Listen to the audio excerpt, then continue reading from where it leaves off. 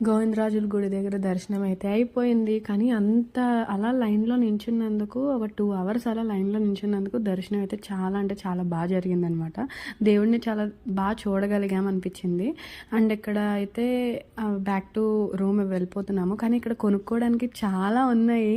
అంటే చిన్న పిల్లలవే కాదు, పెద్దవాళ్ళవే కాదు, బ్యాంగిల్సే కాదు, అంటే హోమ్ డెకోరే కాదు. కానీ ఆ లైన్‌లో మేము అలా 2 అవర్స్ నించునేసరికి ఓపిక అంతా అయిపోయిందనమాట. సో, అందుకని చెప్పి ఇంకా తిరుమలలో పైన అదే కొండ పైన కొనుక్కుందాంలే అని చెప్పి ఇంకా వెళ్ళిపోయాము. అక్కడ ఏమీ కొనుక్కోలేదు. నాకు చాలా బాధ అనిపించింది. ఎందుకంటే ఒక పక్క నుంచి కాళ్ళు లాగేస్తున్నాయి. అందరికీ లాగేస్తున్నాయి, వెళ్ళిన నలుగురికి లాగేస్తున్నాయి. అండ్ రేపు అసలైన ఘట్టం మాకు మొదలవుతుంది. ఎందుకంటే మెట్లు ఎక్కి పైకి కొండ మీదకి వెళ్ళాలన్నమాట మేము. సో అందుకని ఈరోజు కొంచెం త్వరగా పడుకుంటే రేపు అదంతా కొంచెం రిఫ్రెషింగ్ మైండ్తో ఎక్కచ్చు అని చెప్పి అనుకున్నాము.